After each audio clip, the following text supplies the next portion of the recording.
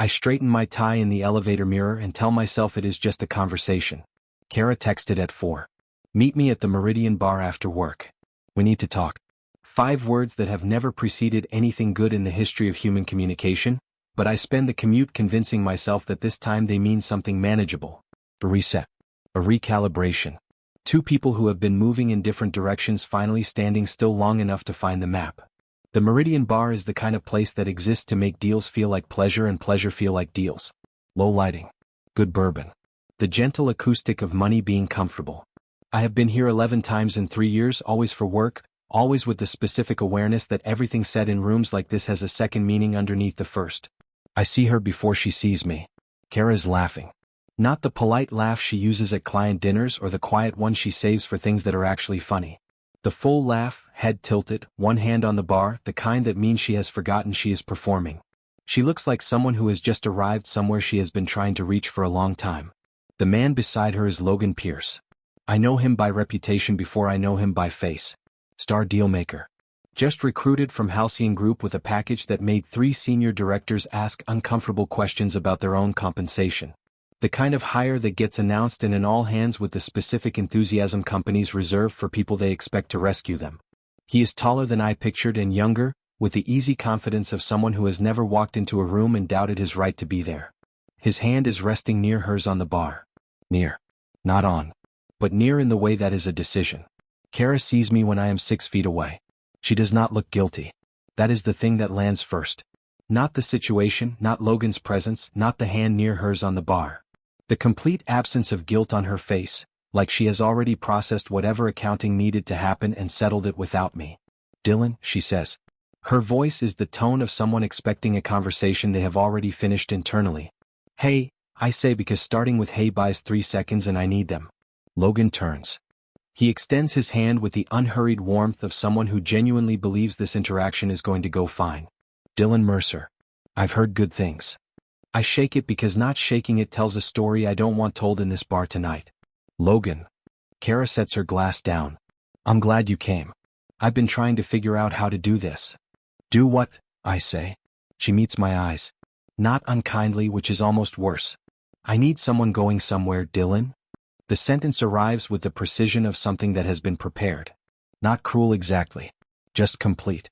Like a door being closed by someone who has already moved their things out. I look at Logan. He has the decency to find his bourbon interesting. I breathe in through my nose. Okay, I say. I'm sorry, she says.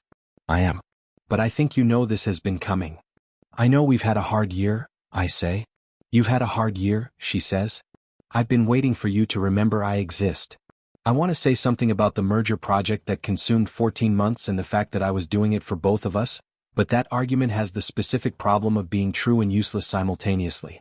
This isn't the place for this conversation, I say instead. I know, she says. But I needed you to see.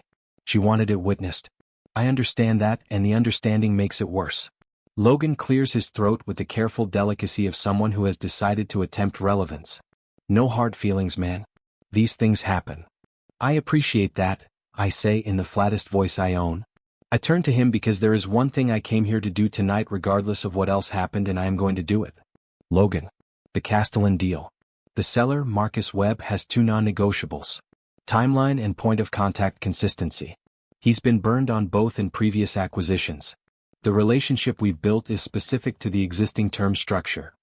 Logan nods with the patience of someone listening to a weather report they don't believe applies to them. I've looked at the deal. There's room to optimize the payment cascade. There isn't, I say. Not without spooking him. Webb's a businessman, Logan says. Businessmen respond to better numbers. Webb is a founder selling his life's work, I say. He responds to trust. A hand finds my shoulder from behind. Meredith Cho, my CEO, materializes from a table I didn't notice, with a glass of wine and the particular expression she wears when she has decided something is already decided. Dylan. Glad you made it. She smiles at Logan. He worries too much. She says it lightly in the tone of an affectionate observation, but in a bar full of people who understand subtext, it lands as what it is. A position statement. Logan smiles. I look at Meredith. The timeline on Castellan is tight. Any structural changes in the next Friday, she says. We move the signing to Friday. Logan's idea. Clean close before the quarter ends. The sentence rearranges something in my chest. That's 4 days, I say. Which is why we're not going to slow it down with second guessing, Meredith says, still pleasant, still smiling. She squeezes my shoulder once and returns to her table. Kara leans forward and kisses Logan on the cheek. She does not look at me when she does it, which is somehow more deliberate than if she had. I set my untouched drink on the bar. Good luck with the deal, I say to both of them and neither of them, and I walk out through the low light and the gentle acoustic of money being comfortable and push through the door into the cold. My phone buzzes in my pocket. Deal alert, Castellan acquisition, signing accelerated. New date, Friday 9 a.m. I stand on the sidewalk outside the Meridian Bar and look at the notification and think about Marcus Webb, who spent 23 years building something he loves and is about to hand it to people who see a payment cascade where he sees a legacy. 4 days. I put my phone in my pocket and start walking. Not home. Toward the office. Because the deal is still mine until Friday and Friday is not yet here. The office is already different when I arrive at 7:15. Not dramatically. The furniture has not moved. The layout is the same. But there is a specific atmospheric shift that happens when a room has been decided about, and the 34th floor has been decided about overnight. Logan's name is on the whiteboard in the main conference room beside the Castellan timeline. His handwriting. Large and unhurried, like a man who has already measured the space and found it adequate. 3 items on the timeline have been circled and annotated with question marks that are not actually questions. I go to Meredith's office at 7:30. She is already on a call, but she waves me in with the gesture of someone who has anticipated my arrival and factored it into the morning schedule. I sit. I wait. She finishes and sets the phone down and looks at me with the expression she uses when she has decided what a meeting is about before it begins. Castellan, I say. Logan, she says simultaneously. We look at each other. The accelerated timeline creates exposure, I say. Marcus Webb has a change of contact clause in the LOI. He negotiated it specifically because the last deal he was in fell apart when the primary contact rotated out 6 weeks before close. If Logan takes point now. Logan is taking point, Meredith says. That's not a discussion item. I'm not asking about point, I say. I'm asking about the clause. Legal is aware of the clause. Legal is aware it exists, I say. That's different from legal understanding why Webb insisted on it. Meredith folds her hands on the desk. Dylan, I need you to support Logan. That means briefing him thoroughly, making yourself available for transition questions and not, she pauses with precision, not behaving like someone who is more important than the outcome. I sit with that sentence for a moment. I'm going to document that I raised this, I say. Document whatever you like, she says pleasantly. Friday is still Friday. Logan is in my office when I reach it. Not using the conference room or the open workspace or any of the 14 other available surfaces on this floor. My office specifically at my desk with his laptop open and his jacket on the back of my chair. He looks up when I appear in the doorway with the expression of a man who was told he could and is mildly surprised the previous tenant has returned. Hope this is okay, he says. Meredith said efficiency. Your office has the better signal. The signal is the same everywhere on this floor, I say. Ha, he says unbothered. Mind if I finish this call? I go to the shared workspace beside the printer. This is where Nico finds me at 9:43, dropping into the adjacent chair with the specific velocity of someone who has been waiting to say something since early morning. Nico has been in deal operations for 7 years and has the particular gift of seeing institutional architecture the way other people see furniture. They're setting you up, he says without preamble. Good morning, I say. I'm serious. He lowers his voice. Logan is taking your accounts, your office, and your deal. If it closes clean, he gets the credit. If it goes sideways, you had the relationship and you were the one who raised concerns. I'm aware, I say. Are you documenting? He asks. I'm starting, I say. I buy the black notebook at the pharmacy on my lunch break. Small, hardcover, the kind with the elastic strap. I have kept records before on shared drives and company systems, which is where records go to become someone else's property. This stays in my bag. I start with Tuesday morning. The conversation with Meredith. The exact words she used, not behaving like someone who is more important than the outcome. Then Logan in my office. The whiteboard. The question marks that are not questions. I write in the margins. Everything she says sounds like management until it doesn't. CFO Irene Voss has an open door policy that she actually maintains, which puts her in a rare category. I knock at 2 p.m. and she looks up from her monitor and says, "Mercer, what did you bring me?" "A legal concern," I say. She closes the document she was reviewing. That is the thing about Irene. She knows when something requires the full screen. I lay it out in 7 minutes. The payment cascade restructure Logan outlined last night. The specific guarantee language he used in a preliminary email to Webb's counsel that I was copied on. The problem, which is that the guarantee references a fund position we will not hold until Q2, and the signing is Friday, which is Q1. Irene is quiet for a moment. "That email is already sent?" "Yesterday evening," I say. "I have a copy." She exhales slowly. "Meredith approved this language?" "I don't know what Meredith approved," I say. "I know what was sent." "I'll look at it," she says.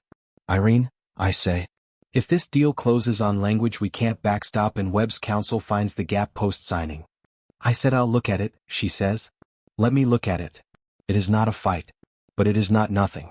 At 6:47 Kara texts me. "Don't be bitter. It's not a good look. Just move on." I read it standing in the lobby with my bag on my shoulder and my black notebook inside it and the day's accumulation sitting across my chest like weather.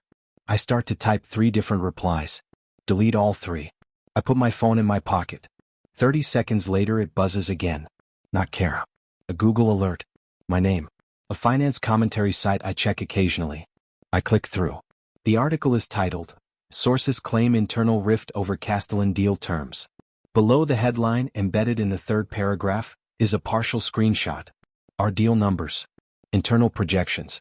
The kind of document that does not belong outside the company's walls by 14 specific provisions of our NDA. I zoom in on the screenshot. The file path is visible in the bottom corner. Mercer /_ Castellan / internal / V7 / final. My name. My file. My path. I stand in the lobby and look at my name on a leaked document on a public website and understand with the specific clarity of someone who has been watching a setup assemble itself one piece at a time exactly what has been built and what it is designed to do. I open the Black Notebook app on my phone because I am not waiting until I get home. I start typing before the elevator arrives. Time, 6:52 p.m. Alert received. Leaked document visible at. I type the URL. Then I take a screenshot. Then another. Then I email them to a personal account I have not accessed from a company device. Because Nico was right. And right, in a building that has already decided what story it wants to tell, is the only position worth protecting. HR calls at 9:14. Not a meeting invite. An actual call, which is the distinction that matters. Meeting invites have paper trails and preparation time. Calls happen when someone wants you off balance before you reach the room. Dylan. Petra Walsh, head of people operations, which is what we call HR when we want it to sound warmer than it is. Can you come to conference room B at 10? Just to check in. Check in is the word that precedes nothing good in the same way we need to talk precedes nothing good. I recognize the category. Of course, I say. I go to the bathroom first and run cold water over my wrists, which is something my father taught me before job interviews and which works for the same reason now. I look at myself in the mirror and say quietly to my own reflection, "You have the notebook. You have the screenshots. You sent them last night to an account they cannot access." Then I walk to conference room B. Meredith is already seated, which means this was scheduled before the call was made. She has the composed expression of someone overseeing a process rather than participating in a conflict. Logan sits to her left with the particular posture of a man performing reluctant presence, jacket on, hands folded, the body language of someone who would rather not be here but duty requires it. Petra closes the door. "Dylan," Meredith begins. "There's been a concern raised about the Castellan document leak." "I saw the article," I say. "The file path in the leaked screenshot," Logan says with the careful gravity of someone who has rehearsed the sentence, "has your name on it." "It has my file naming convention," I say. "That's different from my sending it." "The concern," Petra says in the neutral language of institutional procedure, "is whether the leak was intentional. Given the timing and the," she pauses, "context of recent personnel dynamics." "Personnel dynamics," I say. "Your recent separation from Ms. Hale," Meredith says, "and the circumstances surrounding Logan's onboarding. We want to make sure personal issues aren't creating professional ones." I look at her steadily. "You're suggesting I leaked a confidential deal document because my girlfriend left me." "We're not suggesting anything," Petra says. "We're asking." Logan leans forward slightly. I've tried to be respectful, Dylan. But the timing is hard to ignore. You were vocal about your opposition to the deal changes. The leak happened to contain exactly the terms you objected to. He spreads his hands with the gesture of a man being regrettably reasonable. I'm not saying it was personal. I'm saying it looks like sabotage. The word sits in the room. My hands, under the table, are doing the thing I was afraid they would do, which is shake with the specific frequency of someone holding a very large amount of controlled anger. I press them flat against my thighs. I want to say something, I say quietly enough that the quiet itself signals something. Of course, Petra says. I did not leak that document. I raised a legal concern about the deal terms with Irene Voss yesterday afternoon, which is documented in her calendar. I raised a structural concern with Meredith yesterday morning, which I also documented. The file referenced in that article lived on a shared server accessible to everyone in this deal structure. I pause. I'd like to know who else's access logs were reviewed before this meeting was called. A silence. The IT review is ongoing, Petra says. Then this conversation, I say, seems premature. Meredith gives me the look she gives things that are inconvenient. We're not making any determinations today, Dylan. This is a conversation. Then I'll wait for the IT review, I say. Before participating in any further conversations about determinations that haven't been made. I leave at 10:32. At my temporary workspace beside the printer, I open my phone under the desk and stare at the screen without seeing it. The shaking has moved from my hands into my chest, which is the body's way of redistributing something it cannot metabolize. I breathe. I count. I think about the notebook. At 11:07, a message arrives from a number I do not have saved. This is Evan Lim, junior analyst, 3rd floor. We've never really talked. I have something you need to see. Can I message you on a personal channel? I look at the name. Evan Lim. I know him by face, the quiet one in the back of the all-hands meetings who takes notes by hand and never speaks during Q&A. The kind of person a room like this systematically underestimates. I send him my personal email. His message arrives in 4 minutes. An image file. I open it on my phone with the screen angled away from the open workspace. It is a screenshot of a file activity log. The kind that IT systems generate automatically and that most people do not know how to access or have forgotten exist. Timestamp. Last night 8:43 p.m. User, L.Pierce. Action email sent. Recipient. An external address with no company domain. Attachment. Castellan / internal / projections. Below that, a second entry. Timestamp. 8:51 p.m. User, L.Pierce. Action. Folder renamed. Previous name, Pierce / Castellan / New name, Mercer / Castellan / internal / v7 / final. I read it twice. Then I close the image and sit with both hands flat on the desk and breathe through my nose until the shaking in my chest reaches a frequency I can function inside. He renamed the folder after sending it. 8 minutes. He sent the document to an external address and then renamed the source folder with my file convention, and then the article appeared this morning with my naming structure in the screenshot. 8 minutes and a folder rename and my name becomes the path on a leaked document. I forward the screenshot to Nico with one line. Back this up twice. Different locations. Do not use company systems. His reply comes in 90 seconds. Already done. What is this? I reply, the dirty truth. At 6:27 my personal phone rings. Number I don't recognize. I answer. Dylan Mercer. A woman's voice. Precise and unhurried. My name is Mira Dutta. I'm the deal attorney on Castellan for the website. I need to speak with you off the record. I step into the stairwell. How did you get this number? Marcus Webb gave it to me, she says. He received a call today from Logan Pierce that concerned him. He's concerned enough that he asked me to reach out to you directly. What did Logan say to him? I ask. That's part of what I'd like to discuss, she says. What I can tell you right now is that someone is attempting to construct a very clean story about this deal and how it went sideways. Clean stories in my experience have a specific function. They need a body, I say. Yes, she says. Do you have anything that contradicts the clean version? I look at the stairwell door. Through the narrow window I can see the open workspace, the shared desk, the printer, Logan's name on the whiteboard from this morning still visible at the far end of the room. I have a locked notebook, I say. Dates, conversations, the legal concern I filed with the CFO. And as of this afternoon I have a screenshot of a file log that shows the source document being renamed after it was sent. Mira Dutta is quiet for exactly 3 seconds. Don't panic, she says. Prepare. Can you be available tomorrow evening? Yes, I say. Don't discuss this with anyone inside the company except the CFO, she says. And Dylan? Yes.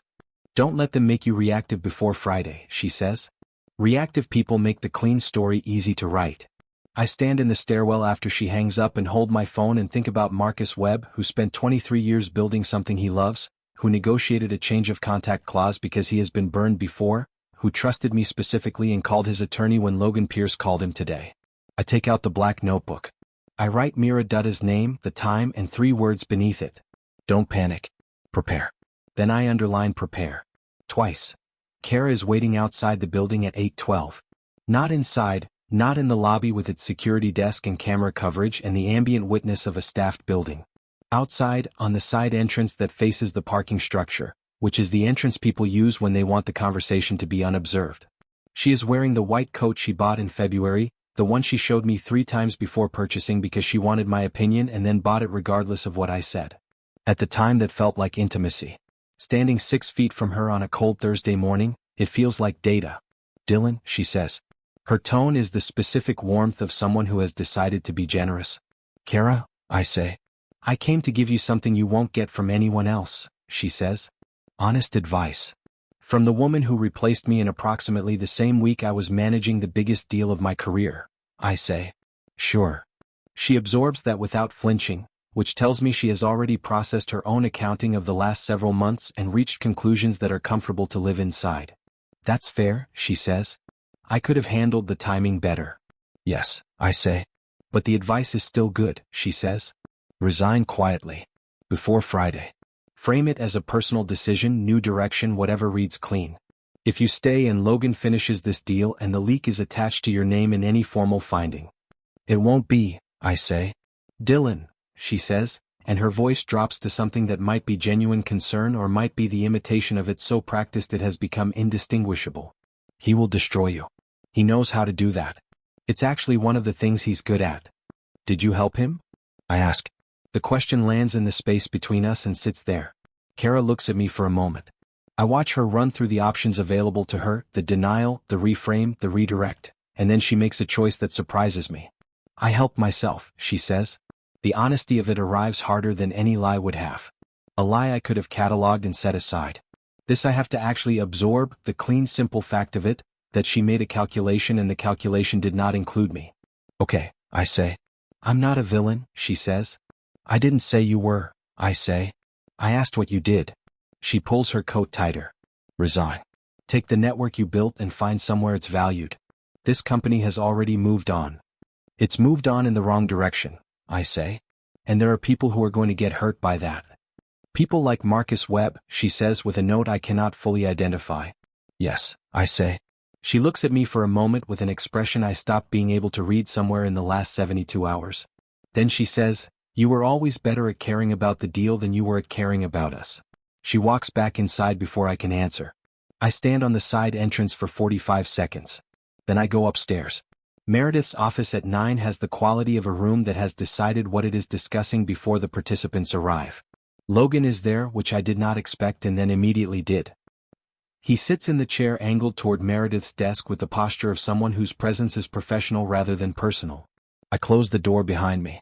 I have 3 things, I say before Meredith can establish the frame. First, the payment cascade guarantee in Logan's preliminary email to Webb's counsel is not backstopped until Q2. The signing is tomorrow. That's a legal exposure. Legal reviewed, Meredith starts. I've spoken with Irene, I say. She flagged the same concern. Ask her. Pause. Second, I say, the document that appeared in last night's article was sent from Logan's account to an external address at 8:43 p.m. and renamed with my file convention at 8:51. I have the activity log. Logan's expression does not break, but something behind it makes a small adjustment. Third, I say, Marcus Webb has already contacted his deal attorney about a call he received from Logan yesterday. He's concerned. The seller is concerned. That is the only thing that matters 8 hours before signing. Meredith looks at me with the expression she has been refining since Tuesday evening, the one that frames everything I say as a symptom of something personal. Dylan, she says. You got dumped. In a hotel bar in front of a colleague. That's genuinely hard, and I understand the impulse to present documented legal concerns? I say. To find a reason the problem is external, she says pleasantly, finishing the sentence she intended to finish regardless of my interruption. Logan leans toward me, close enough that the conversation becomes technically private. No one is going to believe you, he says quietly and without particular emotion, the way someone states a weather fact. You're the ex-boyfriend with a grudge and a file path on a leaked document. That's the story. Everything else is noise. I look at him for a long moment. Thank you, I say. That's actually very useful. I leave before either of them can respond. At my desk I write the conversation in the black notebook. Every word I can reconstruct. The exact phrase, "You got dumped." Logan's exact phrase, "No one is going to believe you." The time, the people present, the door I closed. Then I call Mira Dutta. She answers in 2 rings. Talk to me. The seller is already concerned, I say. You told me Webb called you about Logan's call. What exactly did Logan say to him? Logan implied the existing deal structure had accounting irregularities that were being internally reviewed, she says. He told Marcus that a fresh set of eyes was necessary before signing. My jaw tightens. He tried to destabilize the seller's confidence in the existing terms. Yes, she says. Marcus has been in 3 acquisitions. He recognized it. Then he's close to walking, I say. He's thinking about it, she says.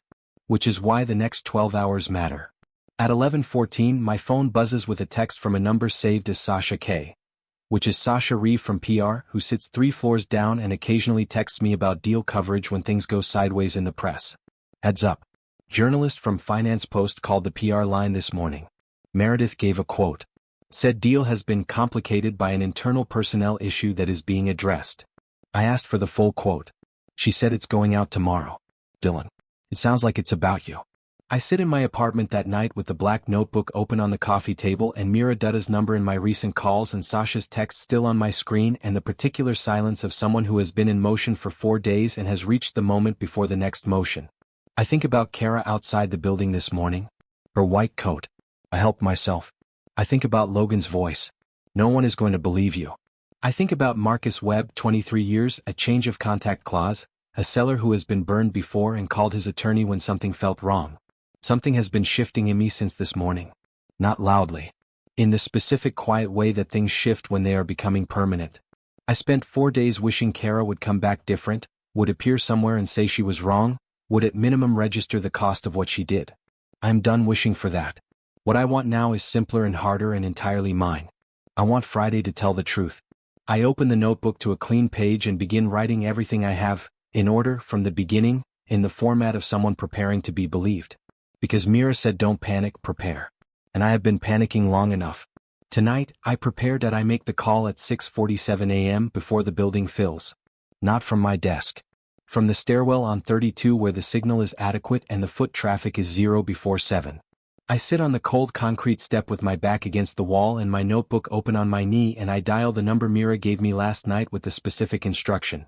Use this only if you're ready for it to be irreversible. I am ready. The line connects after 2 rings. This is Dylan Mercer, I say. I'm the original deal director on the Castellan acquisition. I'm requesting 5 minutes with Mr. Webb or whoever on his team is available. I understand this is unusual. I'm asking anyway. Pause. Then a hold tone.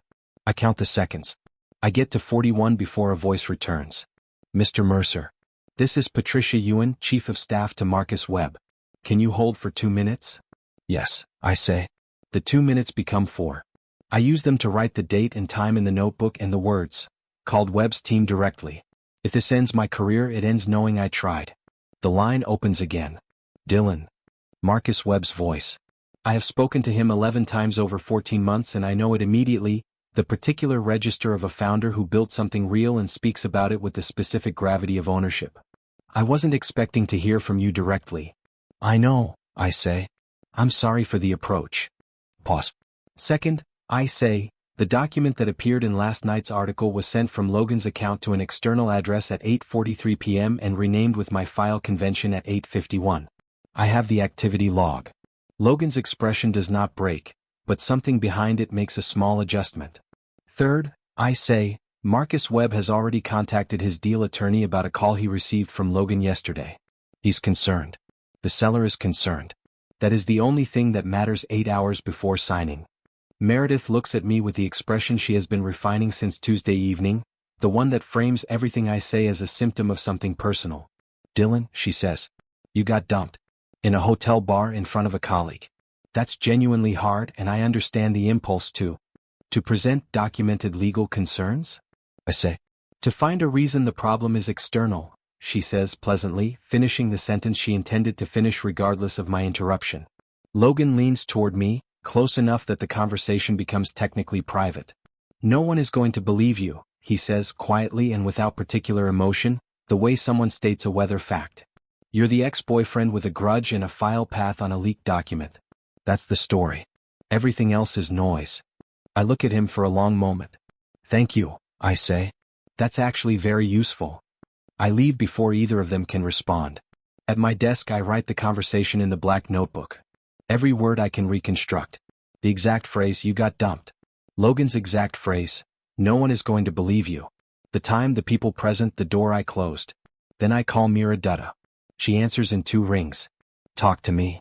The seller is already concerned, I say. You told me Webb called you about Logan's call. What exactly did Logan say to him? Logan implied the existing deal structure had accounting irregularities that were being internally reviewed, she says. He told Marcus that a fresh set of eyes was necessary before signing. My jaw tightens.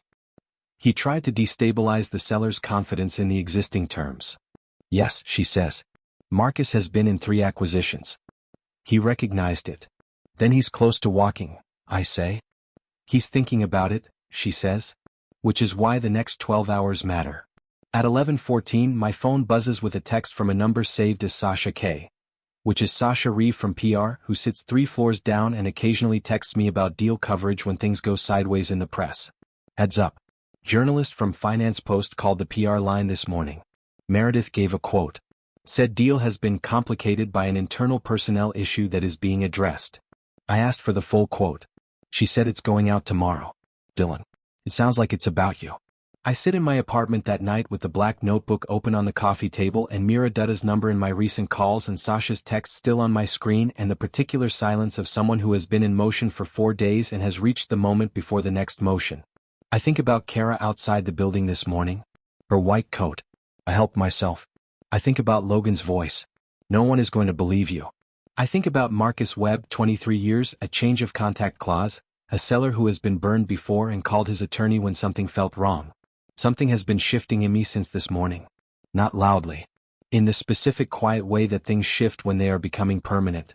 I spent 4 days wishing Kara would come back different, would appear somewhere and say she was wrong, would at minimum register the cost of what she did. I'm done wishing for that. What I want now is simpler and harder and entirely mine. I want Friday to tell the truth. I open the notebook to a clean page and begin writing everything I have, in order, from the beginning, in the format of someone preparing to be believed. Because Mira said don't panic, prepare. And I have been panicking long enough. Tonight, I prepared that I make the call at 6:47 a.m. before the building fills. Not from my desk. From the stairwell on 32 where the signal is adequate and the foot traffic is 0 before 7. I sit on the cold concrete step with my back against the wall and my notebook open on my knee and I dial the number Mira gave me last night with the specific instruction. Use this only if you're ready for it to be irreversible. I am ready. The line connects after 2 rings. This is Dylan Mercer, I say. I'm the original deal director on the Castellan acquisition. I'm requesting 5 minutes with Mr. Webb or whoever on his team is available. I understand this is unusual. I'm asking anyway. Pause. Then a hold tone. I count the seconds. I get to 41 before a voice returns. Mr. Mercer. This is Patricia Ewan, Chief of Staff to Marcus Webb. Can you hold for 2 minutes? Yes, I say. The 2 minutes become 4. I use them to write the date and time in the notebook and the words. Called Webb's team directly. If this ends my career, it ends knowing I tried. The line opens again. Dylan. Marcus Webb's voice. I have spoken to him 11 times over 14 months and I know it immediately, the particular register of a founder who built something real and speaks about it with the specific gravity of ownership. I wasn't expecting to hear from you directly. I know, I say. I'm sorry for the approach. Don't be, he says. I've been waiting for someone from your company to call me with a straight line. You might be it. A brief pause. I'm going to add some people to this call. Can you hold? Before I can answer, the line expands. 2 additional voices join. Patricia Ewan. And then a third, announced by name, Graham Aldridge, board chair. The board chair. My hand tightens on the phone. Graham Aldridge has been on the company's board for 9 years and has the specific reputation of someone who has watched enough leadership cycles to have developed opinions that do not require permission. Meredith manages him carefully. Logan, I suspect, has been briefed on him thoroughly. I have never spoken to him directly. Mr. Mercer, Graham says. His voice is unhurried and dry in the way of people who have already decided they are not impressed by performance. Marcus suggested I join. I'm listening. I breathe in through my nose. Thank you both, I say. I'll be direct. The Castellan acquisition as currently structured has 2 problems. The first is legal.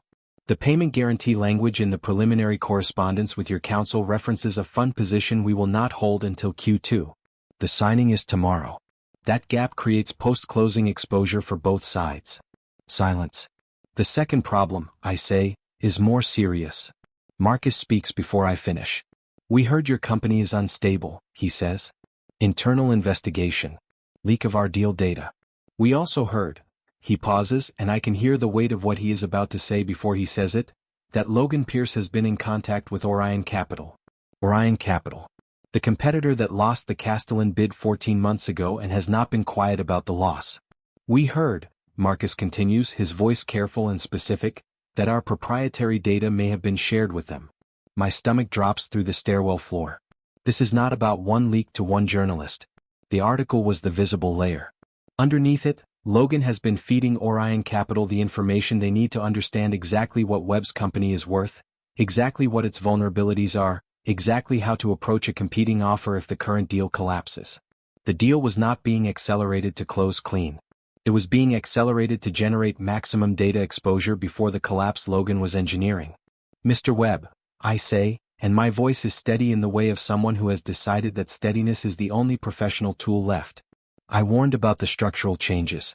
I documented those warnings. I flagged the legal exposure to our CFO on Tuesday.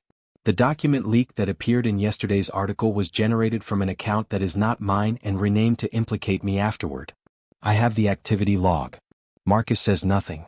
Graham says, "What exactly do you have, Mr. Mercer?"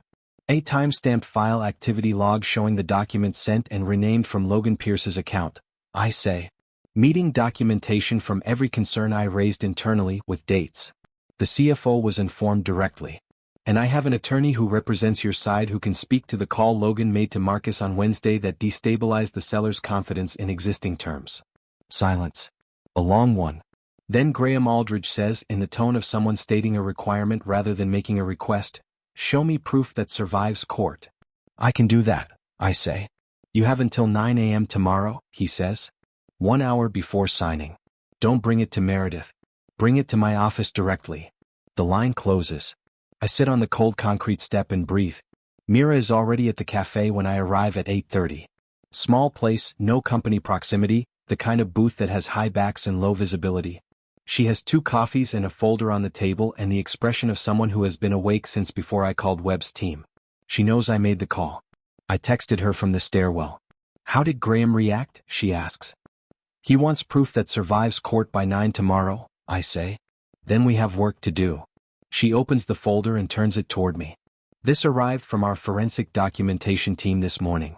The activity log Evan sent you connects to a larger file movement pattern. She points to a highlighted row. 4 separate documents. All Castellan materials. All accessed from Logan's credentials over the past 6 days. All forwarded to the same external address. I read down the list. The external address, I say. Routes to a holding entity, she says. 2-layer registration. But the second layer has a director listing. She turns to the next page. Orion Capital Advisory Board. I stare at the page. There's more, she says, and her voice changes in the specific way of someone delivering the thing they have been building toward. She turns to the 3rd page. These are authorization documents. Internal. Signing authority for the modified deal terms Logan introduced. I look at the signature line. My name. My signature. Except I did not sign them. I look at Mira. I never signed these. I know, she says. The handwriting team confirmed it this morning. The signature was copied from your employment contract, which is kept in HR's digital filing system. She closes the folder. Someone with HR access lifted your signature and applied it to documents authorizing the deal changes you objected to. If we don't establish that before tomorrow's signing, you are the authorized party on a fraudulent deal modification. The cafe around us continues its morning. Orders placed. Coffee delivered. People beginning their days. I sit in the booth and look at my name on a document I never signed and feel the full architecture of what has been built around me become visible all at once. Not a leak. Not a rivalry. A construction. Deliberate, documented, and designed to leave me standing at the center of it. Mira, I say. Yes. Tell me exactly what we need for Graham's office by 9 tomorrow, I say. She opens a second folder. Start writing, she says. I open the black notebook. And we begin. I find the envelope at 9:47 p.m. It has been in the same place for 4 years. The bottom drawer of the desk I brought from my first apartment, the drawer that requires a specific lifting motion on the handle because the track warped in a move and I never fixed it. Inside the drawer, a lease I should have shredded, a warranty card for a phone I no longer own, and a plain white envelope with no writing on the outside. I sit on the floor of my home office and hold it. The envelope was given to me 7 years ago by a man named Elliot Graves, who built this company in a converted warehouse in the garment district with 4 people including me. I was 26. I was doing deal analysis on a folding table and eating lunch at my desk because I could not afford the lunch places near the office and did not want anyone to know that. Elliot gave me the envelope on a Tuesday. He said, "Put this somewhere you won't lose it. You'll know when to use it." He said nothing else about it. 3 years later he brought Meredith in as CEO, took a board seat, and spent the following 2 years getting quietly pushed to the margins of his own company by a woman who understood that founders are sentimental about legacy and executives are practical about control. I open it now. The certificate is printed on the kind of paper that cost money to produce, thick and formal with the company's original seal, which was different from the current logo, more personal, a small architectural sketch of the warehouse where we all started. My name is on it in full. Dylan James Mercer. Beneath it, Founder Share Certificate, Class of Preferred, representing a percentage of the company that I look at twice because the first time I look at it I think I am misreading. I'm not misreading. Underneath the certificate is a single page from Elliot's attorney. A trust structure. 2 paragraphs. The relevant sentence reads, "The voting rights attached to the shares held in trust for Dylan James Mercer shall remain dormant until exercised by the certificate holder and shall not be diluted, transferred, or extinguished by subsequent ownership changes." Shall not be diluted. Shall not be extinguished. I sit on the floor for a long time. I call Mira at 10:19. She answers in 2 rings, which tells me she was not sleeping either. I take a photo of the certificate and the trust document and send them before I say anything. She is quiet for 40 seconds. I count them. "Dylan," she says. "I know," I say. "This is a Class A preferred certificate with attached voting rights held in a clean trust," she says. The trust language is airtight. Elliot's attorney was very thorough. "I know," I say. "You have controlling voting authority," she says. "Over deal approvals above a certain threshold, over executive personnel decisions, and over any sale, merger, or acquisition of company assets." She pauses. "The Castellan deal is above the threshold." "Yes," I say. "You could have stopped this deal any time in the last 14 months, she says, not as an accusation, as a fact being held up in the light. "I know," I say. "I didn't want to lead with power. I wanted to earn the outcome." Mira is quiet for a moment. "That's admirable and also the reason you're currently sitting on the floor of your apartment while someone else uses your name on forged documents." "Yes," I say. "I've arrived at that conclusion. I'm sending this to Graham Aldridge's attorney tonight," she says. "Right now. Before anything else happens." "Do it," I say. Graham calls at 12:14. I am in bed but not sleeping, which is the specific condition of someone who has too many variables in motion to allow unconsciousness. His voice on the phone has the quality of someone who has read something recently and is in the process of recalibrating. "I received documentation from Ms. Dutta," he says. "Yes," I say. "The certificate is legitimate," he says. "Our attorney confirmed the trust structure. Elliot's estate attorney corroborated the filing." Pause. "Why didn't you use this sooner?"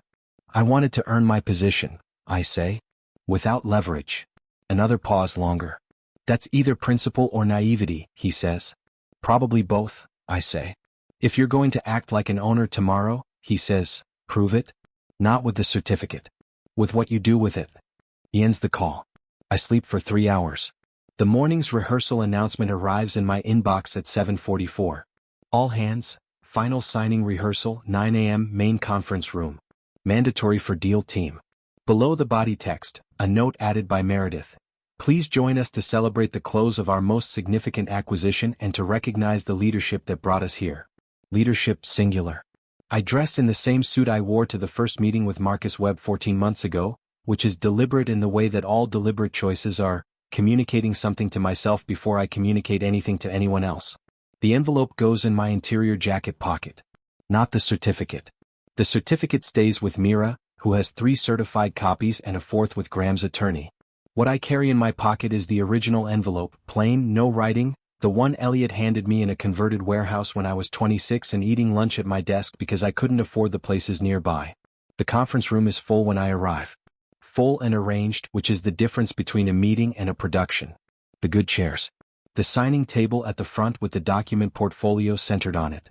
Flowers, which Meredith orders for closings, which I notice because in 14 months I was the one who told her which closings were real. Meredith stands at the front in the posture of someone enjoying the moment she has built. Logan stands beside her, which is a position rather than a location. He is positioned as the future, which is what Meredith says when she begins speaking, using the word without apparent awareness that it is the most precise word she could have chosen. Today represents the culmination of significant work, she says, and I want to recognize the person who brought fresh vision and decisive leadership to a deal that needed exactly that. She gestures to Logan. The future of how we work. Kara is in the front row. She is smiling in the way of someone watching an outcome they invested in arrive on schedule. It is a real smile, which is the most honest thing about her, that she does not perform satisfaction. She actually feels it. I'm standing at the back of the room. I have been standing here for 4 minutes and nobody has registered my arrival, which I allowed because arriving late and standing at the back are 2 choices that serve the same purpose. I needed to see the room before the room saw me. I walk forward now. The room registers me in stages. First the people nearest the aisle. Then a ripple outward. Then Kara, whose smile does something complicated. Then Logan, who goes very still. Then Meredith, whose smile freezes in the specific way of someone whose stage has acquired an unexpected presence. I reach the signing table. I reach into my interior jacket pocket. I place the plain white envelope on the table, centered in front of the document portfolio. Not the certificate itself. The envelope. Because the envelope is the thing Elliot put in my hand and told me I would know when to use, and what I want in this room right now is not a legal document. It is a moment. Meredith looks at the envelope. At me. At the envelope. Dylan, she says. Her voice has lost something. Good morning, I say. There are some things the room needs to know before we sign anything. Elliot died 18 months ago. Heart attack, swift, the kind that arrives without announcing itself. I went to the funeral and shook hands and drove home and put the envelope back in the drawer because he had said I would know when and I had not known yet. The video connection opens at 9:14. Marcus Webb appears on the wall screen with Patricia Ewan beside him and 2 people I recognize as Webb's legal team from the document signatures over 14 months of correspondence. Marcus looks like a man who has slept less than he usually does and made decisions he is still processing. He looks, specifically, like a founder on the last morning before he hands something over, which is a particular kind of face I have learned to read. He sees me in the room and something in his expression settles fractionally. Meredith runs the opening. She does it well, which she always does, the welcome and the gratitude and the framing of the day as a culmination. She has the gift of making rooms feel like they are arriving somewhere they wanted to go. I watch Marcus's face during her remarks. He is polite. He is not warm. Logan takes the floor for terms review. He has prepared. I will give him that. The presentation is clean and the delivery is confident and he moves through the preliminary clauses with the ease of someone who has been briefed thoroughly and has the specific performance ability to make brief knowledge sound like own knowledge. Marcus watches. His legal team takes notes. I sit 3 chairs from the end of the table with my notebook open and my hands still and the plain white envelope visible in my interior pocket for anyone who was in the room earlier and registered where I placed it before Meredith asked for a 5-minute recess that became the longest 5 minutes of her morning.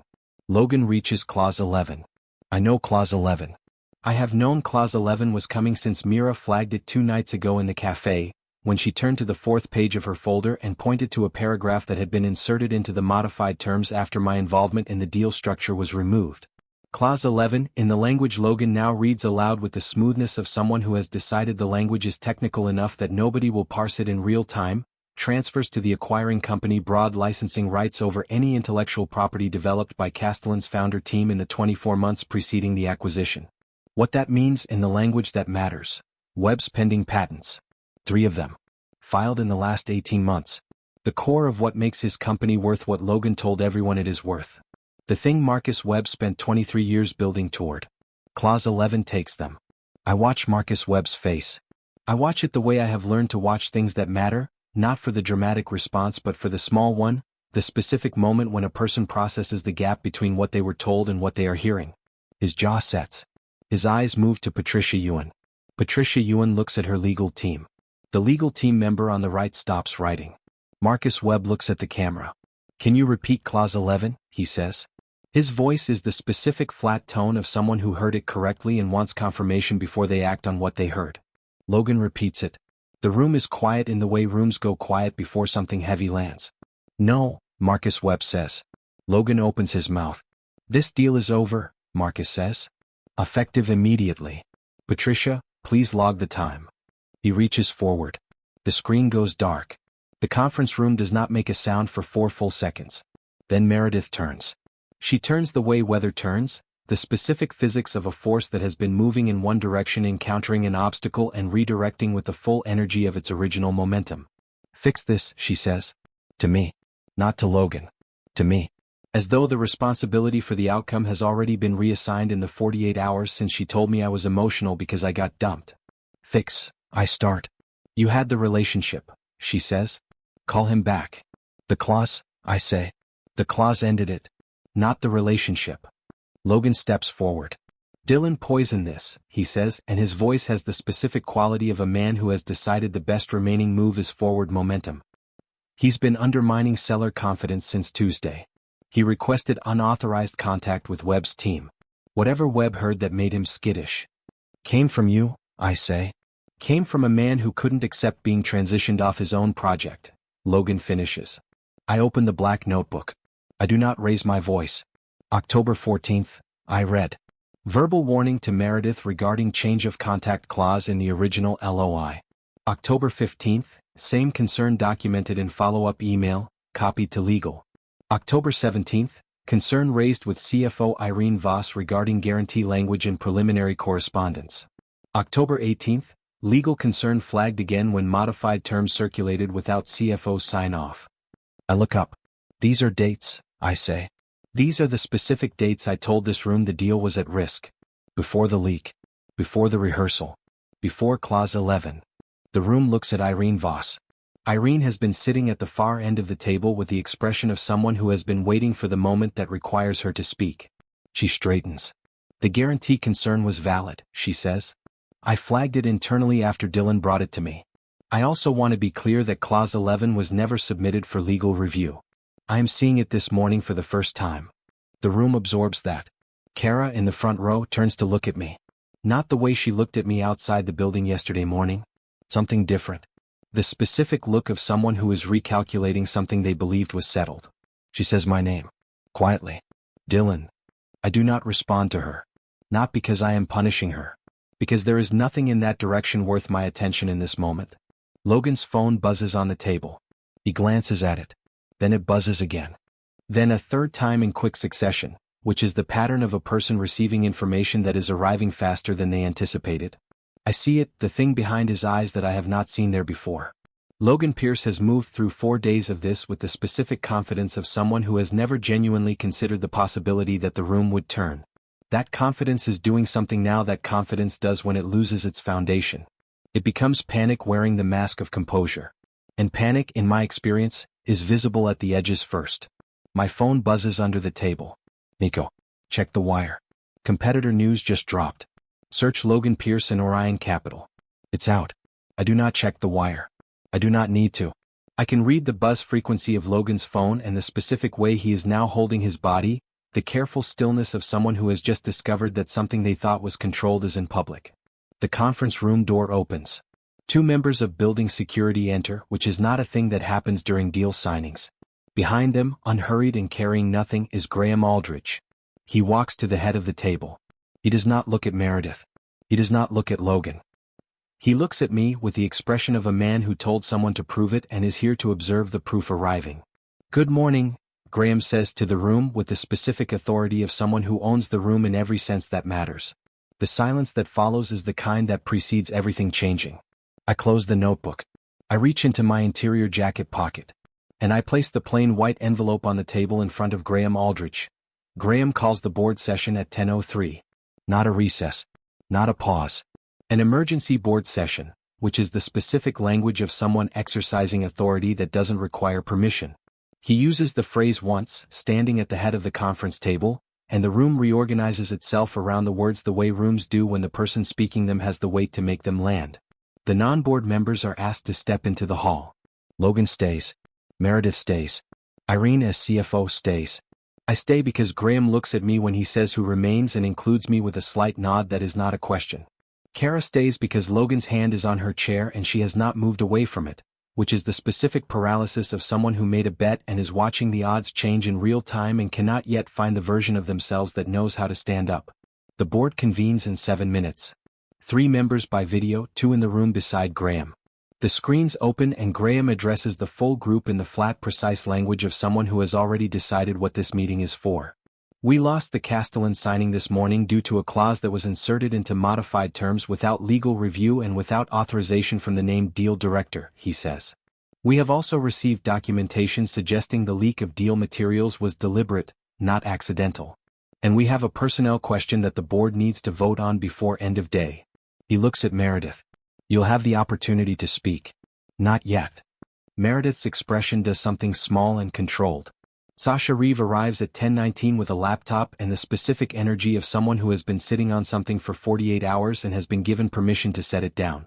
She connects to the room's audio system without preamble. "PR received a directive on Wednesday evening," she says. "I kept a recording because I had a legal concern about the instruction." She plays it. Meredith's voice fills the conference room. Clear. Unhurried. The tone she uses when she is managing narrative rather than reporting it. "Make Dylan the villain. We need the story to be about a disgruntled ex-employee before the board asks questions we're not ready for. Get ahead of it tonight." The room absorbs it. One of the board members on video leans forward. Meredith says, "That was taken out of context," Graham says. "Yes. We'll hear the full context in a moment." He does not sound interested in the context. I open my folder. "Evan Lim," I say, "is a junior analyst on the 3rd floor.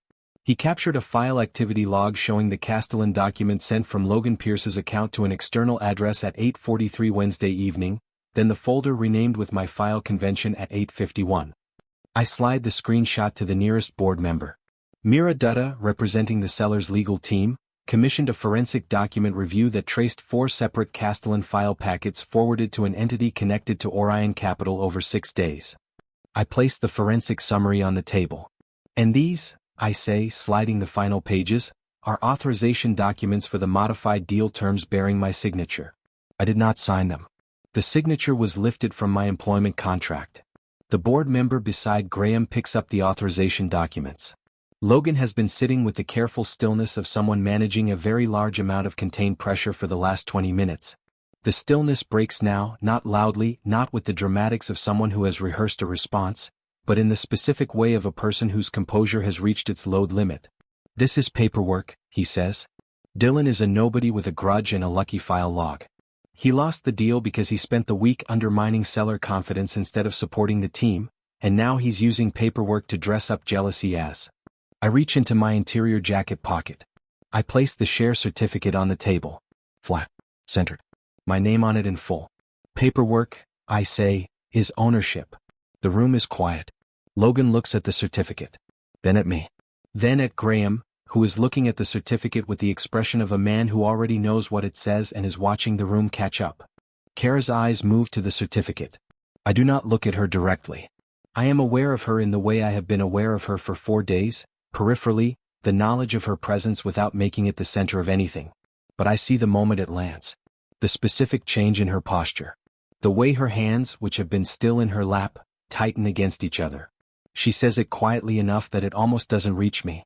You were the real boss? I don't answer her. Not to punish. Not to perform. Because there is nothing to say that the certificate hasn't already said, and because her understanding, arriving now in this room beside the man she chose, is something I feel sad about rather than satisfied by.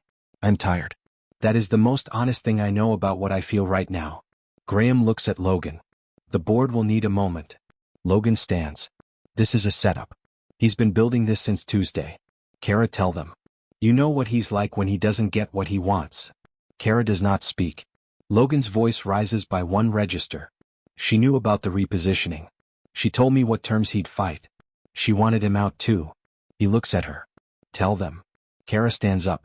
Her chair scrapes back and she stands with the specific uprightness of someone who has located their spine after looking for it for several days. I wanted it to go differently, she says. Her voice is uneven in the way of something that is real rather than performed. I wanted him to move on and for it to be clean, and she stops. I didn't know it would go this far. How far did you think it would go? One of the board members asks. She doesn't answer that. Logan says, Kara? Don't, she says, and the word is the clearest thing she has said in 4 days. Graham nods to the 2 security members who have been standing at the door since Logan's voice rose. Please escort Mr. Pierce from the building, he says. His access will be suspended pending the external review. Logan says something I do not fully register because I am looking at the certificate on the table and thinking about Elliot Graves handing me an envelope in a warehouse on a Tuesday and saying I would know when. The board convenes for 11 minutes. When Graham returns to the head of the table, the room has the quality of something that has been decided. He looks at me. The board has reviewed the certificate, the trust documentation, and the evidence presented this morning, he says. We've also reviewed Irene's legal flag and the forensic summary. He pauses with the precision of someone who understands that the sentence he is about to deliver will be the one the room carries out of this building. Dylan, take the chair. I look at the certificate on the table. I think about eating lunch at my desk because I couldn't afford the places nearby. I think about Elliot sketching the warehouse on a piece of paper and calling it a logo. I pick up the certificate. I fold it once carefully and place it back in the plain white envelope. Then I sit in the chair at the head of the table and look at the room. First thing, I say. Someone call Marcus Webb. Meredith finds me in the hallway outside the boardroom at 11:22. Not in a conference room. Not with HR present. In the hallway, which tells me she has moved past the phase of institutional management and into something more personal and therefore more honest. She is still composed. That is the thing about Meredith that has always been true regardless of circumstance. The composure is structural rather than performed. It lives in her posture and her jaw and the specific angle at which she holds her chin, and it does not leave even now, even here, even after a recording of her voice filled the conference room and the board voted in 11 minutes. But underneath the composure, something has shifted. She looks like a person who has been holding a very heavy thing for a long time and has just been told she must continue holding it without the infrastructure she built to distribute the weight. Dylan, she says. Meredith, I say. I need you to understand something. She speaks quietly. The hallway has 2 people visible at the far end and she has calculated the distance correctly. The company's lender relationships are tied to my personal guarantees. 3 of them. If this becomes an external story before we've stabilized the narrative, the lenders will call the notes and the company loses its operating credit within 30 days. I look at her. I know that, I say. I've known the lender structure since Elliot brought me in. She blinks. It is small, the blink, but it is the first crack in the composure I have seen in 4 days. Then you know what happens if you don't protect the transition. I know what happens if the transition isn't real, I say. Which is different from what you're asking. I'm asking you to manage the story, she says. You asked PR to make me the villain on Wednesday evening, I say. I heard your voice say it in a conference room 40 minutes ago. So did the board. She says nothing. Meredith, I say, and I find that my voice has no anger in it, which surprises me slightly. What I feel instead is the specific exhaustion of someone who has been in a long fight and has reached the other side of it and is discovering that the other side is not triumph so much as clarity. You laughed when I warned you. You told me I was emotional because I got dumped. You let Logan put my name on documents I didn't sign and then prepared a press strategy to make that story stick before anyone looked at the timestamps. She looks at the wall to my left. Now you'll listen, I say. Not because I want to punish you. Because the company needs someone making decisions based on what's true. That person was not you this week. She breathes in slowly. Are you going to force me out? The board will make personnel decisions, I say. What I'm going to do is clean the structure and call Marcus Webb. In that order. I leave her in the hallway. Logan is in the small conference room on 33 when security brings me to him at 11:40. He is sitting with his jacket on and his phone face down on the table and the expression of someone who has decided that the next conversation is a negotiation rather than a conclusion. He has the specific energy of a man who has lost a round and is immediately calculating the next one. Sit down, he says as though the room is still his to arrange. I remain standing. I want to make this easy, he says. You've made your point. The board responded. I respect that. He spreads his hands in the gesture of a man being reasonable. I'm willing to walk away clean. My contacts, my network, no external noise. In exchange, the company pays a fair settlement and we all move forward. You want a payout, I say. I want a clean exit, he says. In exchange for your silence, I say. In exchange for everyone's comfort, he says. I look at him. No. The reasonableness leaves his face. What replaces it is what was always underneath it, the same thing I saw in the conference room when his phone buzzed 3 times and his composure developed its first visible crack. I have messages, he says. His voice drops to the register of a threat being dressed as information. Conversations that look very bad for you. I can make sure they reach the right journalists before end of day. Fabricated messages, I say. Interpretable messages, he says. The door opens. Mira Dutta steps in with the specific unhurried quality of someone who has been standing outside a door for exactly as long as the conversation required. Mr. Pierce, she says. The forensic document package, including the file activity logs, the renamed folder evidence, the Orion Capital connection, and the forged signature analysis, was submitted to the board, to the seller's legal team, and to the relevant regulatory body this morning at 9:47. She pauses. Any message you release will be contextualized within an existing evidentiary record. I'd encourage you to consult your attorney before deciding whether that's a useful move. She smiles. It is cold in the specific way of someone who has been professional throughout and is briefly allowing themselves the clarity of an honest expression. Logan looks at Mira. At me. At his phone face down on the table. He says nothing. Security enters 30 seconds later. They are professional about it. No drama. No raised voices. The request to accompany them is made in the language of procedure rather than force, which is the institutional version of the same clarity. Logan stands, adjusts his jacket, and walks to the door with the last remnant of the confidence he arrived at this company wearing. At the lobby level, a journalist who has been waiting since the Orion Capital story broke this morning gets the photo that will appear on 3 finance sites before close of business. Logan Pierce escorted from the building. The caption writes itself. Kara's outside my office. My office. The nameplate I put back on the door this morning after Graham's instruction, which felt less like reclamation than like a correction of something that should not have moved. She is standing beside the door rather than in front of it, which is the posture of someone who is not sure they have the right to block an entrance. She looks at me when I approach. She has been crying in the specific way of someone who stopped and then started again, the eyes that have dried and re-reddened in stages. I'm sorry, she says. I stop in front of her. I look at her the way I looked at her in the Meridian bar, fully, without the protection of not looking. Sorry you hurt me, I say, or sorry you bet on the wrong man? She opens her mouth, closes it. The silence answers for her, which is its own kind of honesty. I know those feel like the same thing, I say. They're not. One of them is about me. One of them is about you. She looks at the floor. Both, she says quietly. I think both. I know, I say. I believe you. She looks up. It doesn't change what happened, I say. But I believe you. I go into my office and close the door. Not hard. Just closed. The boardroom at 2 has Graham, Irene, 2 board members who remained in person and the 3 on video. The energy is different from the morning's emergency session. The emergency has been managed. What remains is the work. Marcus Webb is not unreachable, Graham says. His attorney confirms he is willing to hear a revised approach. But his condition is specific. He looks around the table.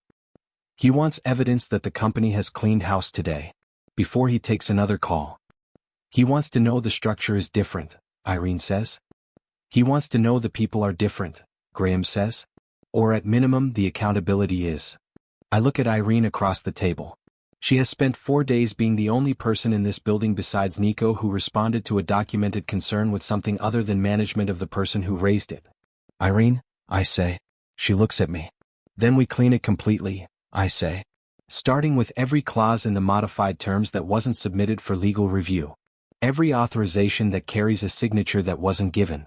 Every structural change Logan introduced without board approval. That's a full deal reset, she says. Yes, I say. How long? Tonight, I say. If you're available. She opens her laptop. I've been available since Tuesday, she says. Nobody asked me to do anything about it. I'm asking now, I say. She starts typing. I pick up my phone and find Mira Dutta in my recent calls. Tell Marcus Webb's team, I say when she answers, that we're starting over on the terms. Clean language, legal review on every clause, original deal structure as the base. And tell them the call comes from me directly. He'll want to know why he should trust the company now, Mira says. Tell him the company has new leadership, I say. And the new leadership is the person who spent 14 months telling everyone what would go wrong. Pause. He'll appreciate that, she says. I sit at my desk, the one that has always been mine, and I open the black notebook to a clean page. At the top I write, Day 1. Below it, I start the list of everything that needs to be done before midnight. It is a long list. I have been waiting 4 days to write it. The renegotiation takes 11 days. Not in grand conference rooms with signing portfolios and flowers. Meredith orders for closings. In small working sessions, sometimes just 3 people on a video call, sometimes Mira and Patricia Ewan and me at a table with coffee that gets cold before anyone drinks it. The language is different from the original deal. More honest, which means more limited, which means smaller numbers and cleaner exposure, and a structure Marcus Webb can live inside without worrying about what was hidden in the walls. We lose $40 million from the original valuation. I make that decision on a Thursday morning after Irene walks me through 3 scenarios, and the $40 million reduction is the one where the company survives and the deal means what it says. This is the right number, Irene says. I know, I say. Do it. Marcus Webb signs on a Tuesday. No ceremony. A video call, a shared document, a confirmation email that arrives in my inbox at 2:14 p.m. with the subject line, Castellan Acquisition, executed. I read it once. I forward it to Graham with no message. He replies in 4 minutes. Well done.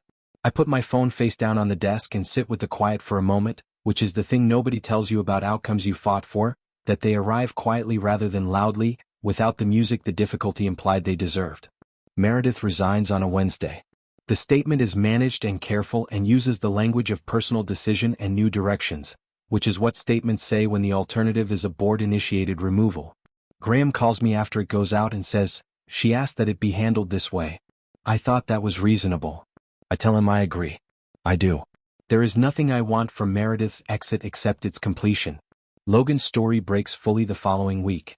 The Orion Capital connection, the 6 file packets, the external entity with the advisory board listing, it becomes the kind of story that finance journalists write with visible satisfaction because it has a clean villain and a documentable trail and a timeline that holds together under scrutiny. The headlines are specific and unkind. Dealmaker's inside job, how Logan Pierce tried to sell a company twice. His name trends for a day and a half on platforms where names trend. His endorsements and his speaking engagements and the profile piece of Business Magazine had been preparing for their spring issue all disappear in the specific way of things that were built on a foundation that turned out to be borrowed. I do not read the articles beyond the first paragraphs. I have the notebook. I have the timestamps. I know what happened. I do not need the internet to confirm it. Kara comes to my apartment on a Friday evening. I know it is her before I open the door because she knocks in the specific pattern she has always knocked, 3 times with a pause before the third, which is the kind of detail that lives in the body longer than it lives in the mind. She is wearing the white coat. Her eyes are red in the way that comes from real crying rather than the anticipatory kind. Can I come in? She asks. I step back from the door. She comes in and stands in the middle of my living room and looks at it the way people look at spaces they have been away from long enough to see them clearly. I've been thinking about what I said outside the building, she says. About needing someone going somewhere. I remember, I say. You were always going somewhere, she says. I just didn't recognize the direction because it looked like patience. She pauses. I thought patience was the same as standing still. I know, I say. I understand now who you are, she says. What you did this month. The notebook. The calls. The certificate. Her voice breaks at the edge and holds. I understand.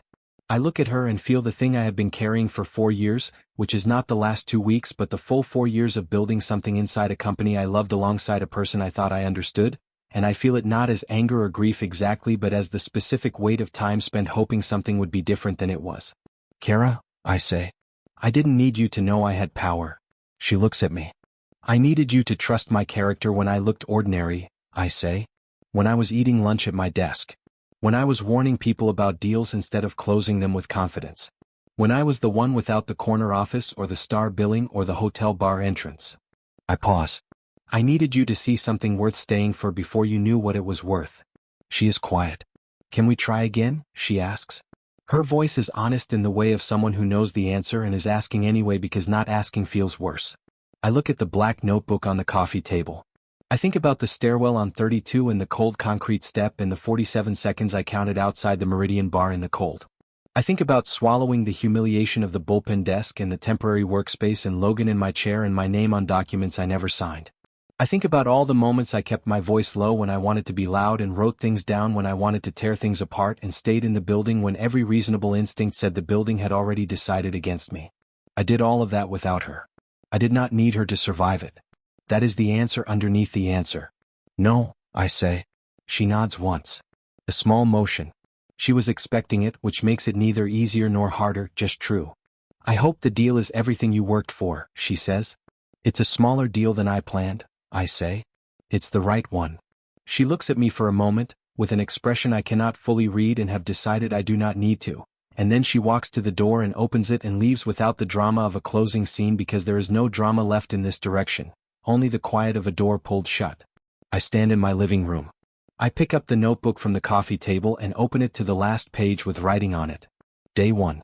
Below it, the list I made the night I sat at my desk after Graham said take the chair. Every item on the list has a line through it now except 2, which are administrative and will be resolved by end of next week. I close the notebook. In the morning I take the train instead of a car because the train is what I took for 11 years before this week and I see no reason to change the thing that worked. The building lobby logs my entry at 7:22. I take the elevator to 34. The floor is quiet the way I like it, before the noise, before the performance of a busy office assembles itself for the day. My office door is open. My nameplate is on the wall. My chair is at the height I set it. I sit down. I open my laptop. I do not smile. I am not proud in the performative sense of the word. What I feel is the specific steadiness of someone who has arrived at a place by 2 routes simultaneously, the work and the survival, and knows the value of both. I earned this twice.